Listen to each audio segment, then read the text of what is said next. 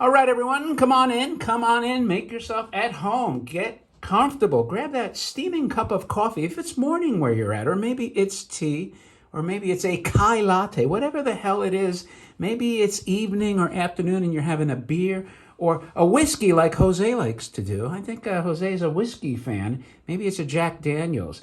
And whatever it requires is required for you to focus and pay attention. Also, grab a snack. Maybe it's a Slim Jim. You know, I have a stockpile of Slim Jim type snacks and jerky, not because I eat them, because I hardly ever do, but because, well, even though they are a good source of protein, but because in case the Carl Schwabs of the world and the World Economic Forum decides to ban our beloved cows. I want to have some for not only the zombie apocalypse, but that might be the only way we could eat our beloved bovines. So I say stock up on the Slim Jim type snacks, and it doesn't even have to be cow because they have pork, they have turkey. So they're also long lasting. I mean, they last for years and years. And let me tell you something. If I'm rummaging through the post-apocalyptic future, right, and I stumble across a house and they have sealed Slim Jims, you know what? I'm eating them. I don't care when they expire because I think those things, they're so salty, they'll virtually last forever. But anyway, if that's, that's my post-apocalyptic survival tip. And with that out of the way, if you're comfortable, and by the way, if you're a lurker, please subscribe. If you haven't subscribed by now, shame on you. What the hell are you waiting for? Because again, you're not going to see this stuff anywhere. There may be a few Burgie beer displays on YouTube, but not one that's complete. So before I roll with this is actually a video of a video because this piece has been restored by Mike Hasanoff at Vintage Coin Op Restoration. So I would encourage you to subscribe to his channel as well. And the problem with getting these videos, sometimes he'll send me shorter videos, but when the files become big, we can't really, send them unless maybe it's Dropbox. It becomes complicated. So I'm like, you know what? That's all right. I'll just video the video, and then this way we both post them, and we both can enjoy them. So anyway, without further ado, check out this amazing Burgie beer flying saucer display, which I will put in my Coin Op playlist in Arcade, even though it's neither. It's technically strictly an advertising piece, but that's okay because you know what? It still sort of fits in that, and I'm not going to start a playlist for advertising pieces because I won't have that many. So without further ado, please enjoy the Burgie beer display. Welcome to Vintage Coin Op Restorations and one of our latest projects that we're finishing up for the Bellata collection. Here we have Burgermeister beer. It's called Saucer Display. Burgie, obviously the guy inside the spaceship, is absolutely incredible. It was designed in 1960 by Paul Stanley. And Paul Stanley was an incredible display designer and most famous for his dozens of Ham's animated beer signs.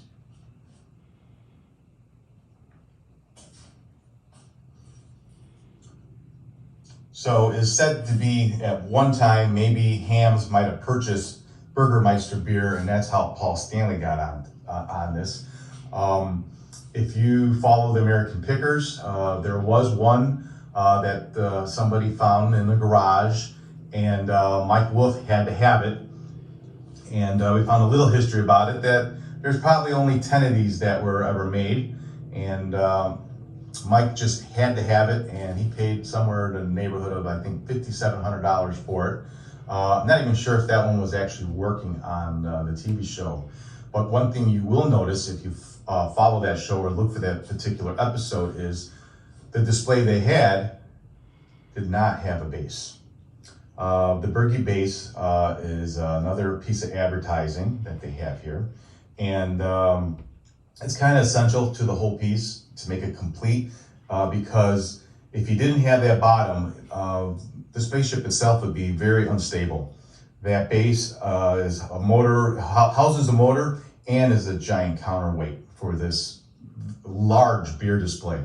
Something like this would not be on a floor. You want this up in the air. You want it not too high so you can see Burgie inside there, and you want to be able to see the advertising underneath. And we'll take a quick look at that right now. Underneath it, it says Burgie. And over here it says, I think Burgie also, but it says, don't forget Burgie. And another neat effect of this thing, when I plug it in, we'll see something that I was wondering why this machine didn't have it, and then once we got it working, we found out that that little piece of advertising is on the inside, and you'll know what I mean when I plug it in.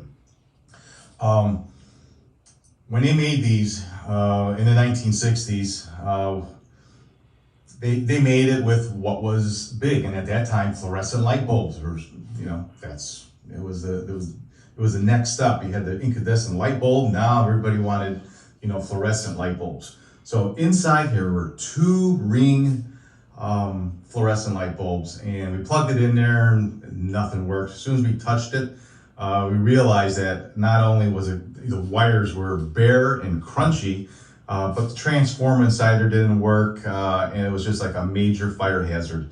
In fact, I was really surprised that this thing just never burnt up, because the wires and transformer was already cooked, and it was just a matter of time that this thing just might have been off to the garbage can from catching on fire. But we completely changed all the wiring and electrical housing. We found the correct round light bulbs, I guess because of basically now everybody with those LED,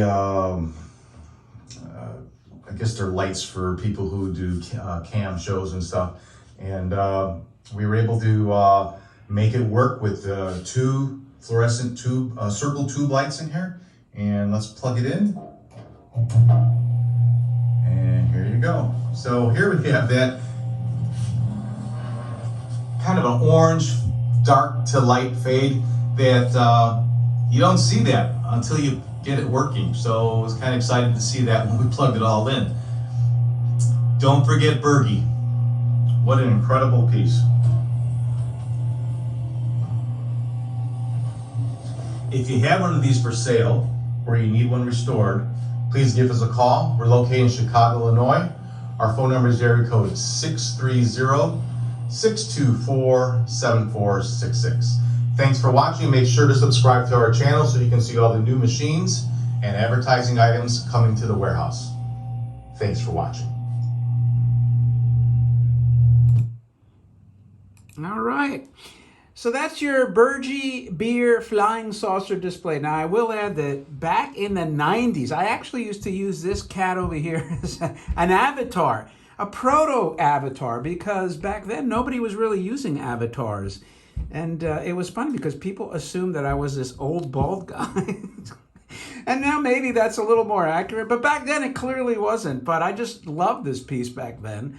And quite frankly, I didn't think I would stumble across. I had seen a couple of them for sale over the years, and it's a question of timing and space. I never had the opportunity to really fit it in. And this time, I was very fortunate that I found a complete one. So this, as Mike mentioned, will be at the collection.